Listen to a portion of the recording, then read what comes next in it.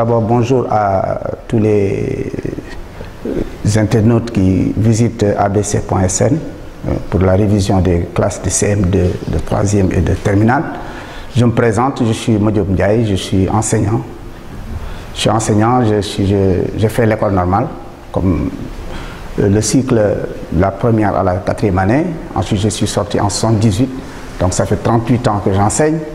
Bon, j'ai fait un peu la région de Thiès, ensuite la région de Dakar. J'ai choisi de présenter le domaine de la phrase au CM2, qui est un domaine un peu difficile, parce que, comme vous le savez, nous tous nous parlons, nous communiquons, et souvent la communication obéit à des règles. On ne communique pas n'importe comment, on n'écrit pas n'importe comment. Donc la phrase a une structure. Donc nous disons phrase. La phrase, c'est tout simplement un ensemble de mots agencés d'une certaine manière et qui a un sens. Et c'est dans ce cadre-là que je vais présenter beaucoup de domaines qui concernent la phrase.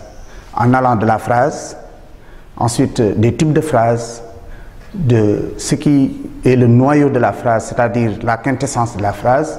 Ensuite, maintenant, présenter peut-être une ou deux fonctions que peuvent remplir la phrase, notamment les propositions, et présenter une proposition, c'est-à-dire la proposition subordonnée relative. Je dis que la phrase est un ensemble de mots agencés et qui donne un sens, qui a un sens. C'est-à-dire qu'on ne construit plus la phrase n'importe comment. On ne peut pas dire, par exemple, le chien, le chat, la maison point, mais il y a une certaine manière d'agencer pour avoir une phrase. Et pour cela, je vais présenter d'abord le texte qui est au tableau.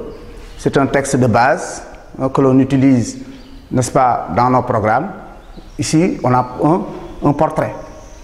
Alors, je vais lire d'abord le texte, c'est l'assignat. D'où sortait-elle? Qui était-elle?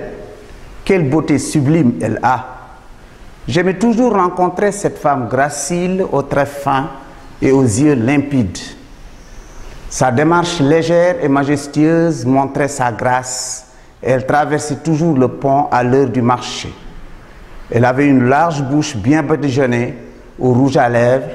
Le mascara marquait ses yeux de biche. Son nez aquilin ouvrait des narines petites et rondes.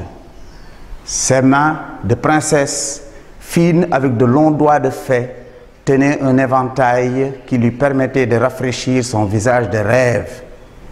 Ses habits en indigo froufroutaient au-dessus de ses longues jambes de gazelle. Alors, donc la phrase, nous avons dit qu'il y a un agencement de la phrase et que cet agencement doit avoir un sens. Je prends par exemple la première phrase. J'aimais toujours rencontrer cette femme gracile, aux traits fins et aux yeux limpides. Donc l'agencement de cette phrase nous montre que on ne peut pas écrire ça n'importe comment. On ne peut pas toujours rencontrer aux yeux limpides, très fins, femme, j'aimais, gracile.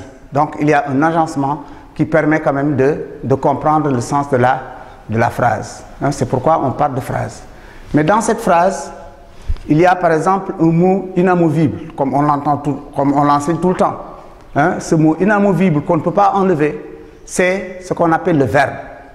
Le verbe dans la phrase. Alors, je vais souligner le verbe. Excusez-moi.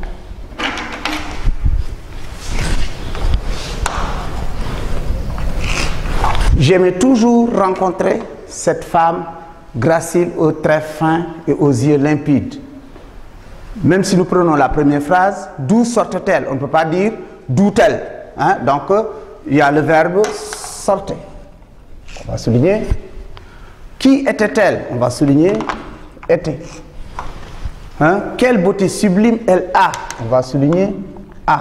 Donc, à chaque fois, vous voyez, quand je lis la phrase, il y a nécessairement le verbe. Et ce verbe-là, on l'appelle le noyau de la phrase.